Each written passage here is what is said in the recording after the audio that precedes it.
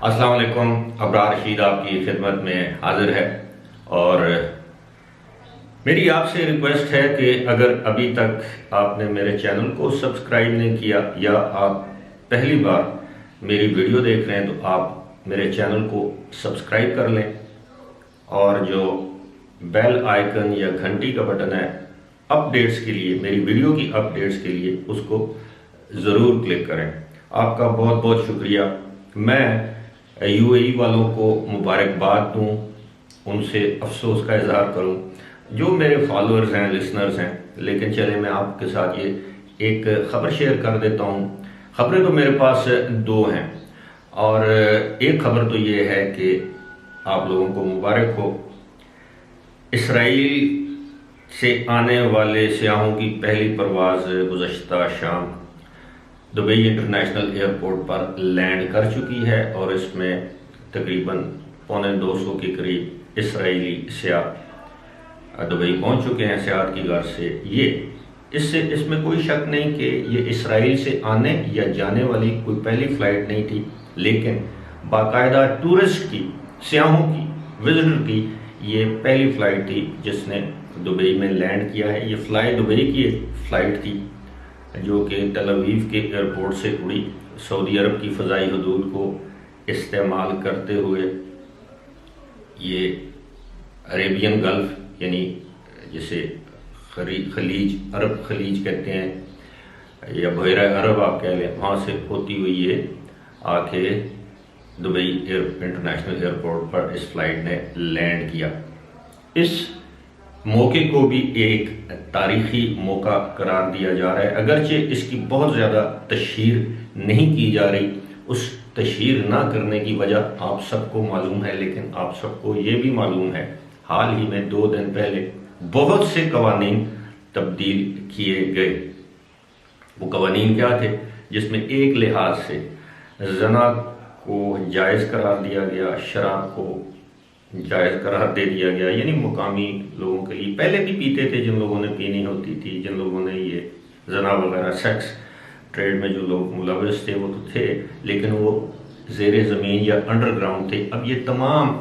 آپ یہ سمجھ لیں کہ کچھ قوانین ایسے وضع کیے گئے ہیں یو اے ای میں جن کا یورپ کے آزاد ترین ممالک میں بھی تصور نہیں کیا جا سکتا. بہرحال یہ الگ بات ہے، الگ بحث ہے. میں ہمیشہ کہتا ہوں ان کا ملک ہے، جو قانون اپنے لیے، اپنے شہریوں کے لیے بہتر سمجھیں وہ بنائیں. اور ظاہر ہے پیسے کی دوڑ ہے، ٹورزم، سیاحت اسی وجہ سے آئے گی جب وہاں پر عیاشی کے اڈے کھلیں گے. لیکن جب عیاشی کے اڈے کھلتے ہیں تو ان کے ساتھ بہت سے سماجی مسائل بھی جنم لیتے ہیں. اب آتے ہیں دوسری خبر کی جانب کہ اتحاد ایئر لائن نے مزید نقصانات سے بچنے کے لیے اپنی جو ٹاپ مینجمنٹ ہے، چیف آپریٹنگ آفیسر ہو گئے، چیف جو ان کے فائنینشیل چیف ہیں، جو آپ یہ سمجھ لیں کہ ان کے بالکل اوپر کے لیول کے جو ان کی جو مینجمنٹ تھی اس کو تبدیل کرنے کا اعلان کیا ہے. کچھ لوگوں نے رضاکارانہ طور پر اپنی نوکری یا ملازمت چھوڑ دی ہے، کچھ لوگوں کو نکالا جا رہا ہے. اس حوالے سے بتایا یہ گیا ہے، اس کی اصل وجہ یہ ہے کہ اب اتحاد ایئر لائن ایک بڑی ایئر لائن کے بجائے ایک درمیانے سائز کی ایئر لائن میں کنورٹ ہونے جا رہی ہے. اور جتنے بھی ان کے بڑے جہاز تھے A380 وغیرہ، ان کی بجائے اب چھوٹے جہازوں پر اکتفا کیا جائے گا تاکہ ایئر لائن کو وائبل بنایا جائے، ایئر لائن کو پروفٹیبل یا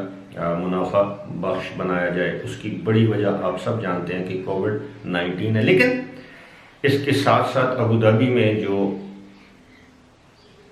ارائیول اور ڈپارچر آپ کہہ لیں یا آپ یہ کہہ لیں آنے اور جانے یا سیاحت یا وہاں پر آنے جانے پر جو پابندیاں عائد ہیں،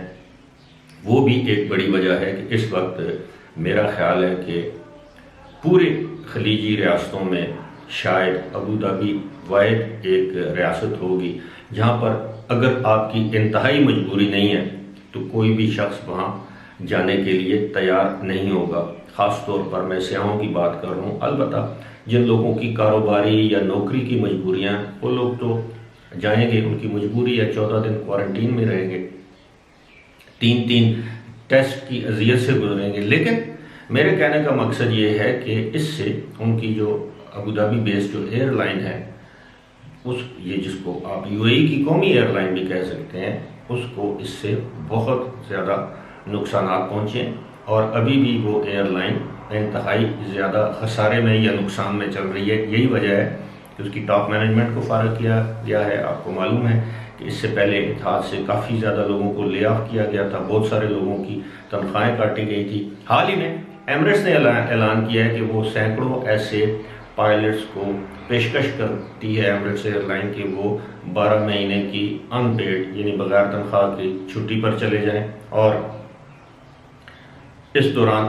ان کو رہائش اور دیگر جو سہولتیں ہیں میڈیکل وغیرہ یا دیگر جو الاؤنسز ہے وہ ان کو ملتے رہیں گے، لیکن ان کو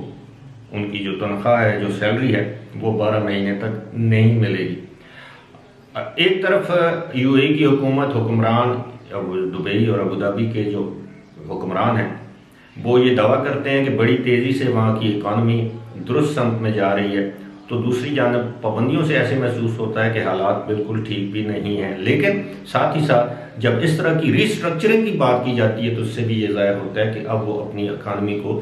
سہارا دینے کی کوشش کر رہے ہیں تاکہ آئندہ 1-2 سال کے اندر دوبارہ ان ممالک یا ان ریاستوں کی اکانومی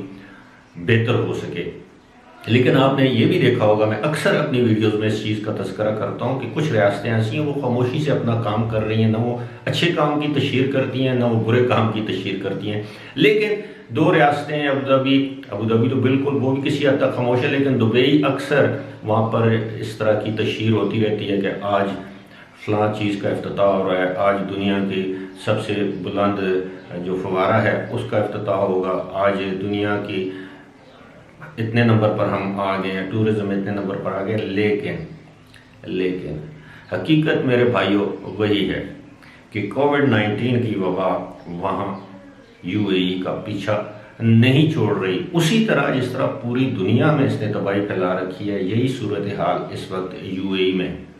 کوئی دن ایسا نہیں گزرتا 1100-1200 کووڈ-19 کے کیسز یا 2 سے 5 یا 6 تک افراد وہاں پر موت کے منہ میں نہ چلے جائیں، باوجود اس کے کہ آپ دیکھ لیں کہ یو اے ای کی جو آبادی ہے وہ اس وقت جو ہے وہ 94 لاکھ سے زیادہ نہیں ہے، بلکہ میں تو کہوں گا تقریباً اس وقت یو اے ای کی پورے یو اے ای کی آبادی جو ہے وہ جس میں غیر ملکی بھی شامل ہے وہ 90 لاکھ کے قریب ہوگی، کیونکہ ان کی کل آبادی 98 لاکھ ہے اور تقریباً 8-8.5 لاکھ بے روزگار ہو کر کاروبار ختم کر کے کووڈ-19 کی وجہ سے اپنے ممالک میں جا چکے ہیں۔ تو 90 لاکھ کی آبادی میں کلیم وہ یہ کرتے ہیں کہ تقریباً انہوں نے اپنی پوری آبادی کے کرونا وائرس کے ٹیسٹ جو ہیں وہ کر لیے ہیں، لیکن اس کے باوجود وبا ہے کہ رکنے کا یا قابو میں آنے کا نام ہی نہیں لے رہی۔ امید ہے نہ صرف وبا پر قابو پا لیا جائے گا، کیونکہ کہا جا رہا ہے کہ جلد ہی ویکسین بھی مارکیٹ میں آ جائے گی، بلکہ وہاں پر صورتحال ویسی ہی ہوگی جو کووڈ-19 یعنی اس سال مارچ سے پہلے تھی۔ فی الحال اسی کے ساتھ مجھے دیجیے اجازت، خدا حافظ۔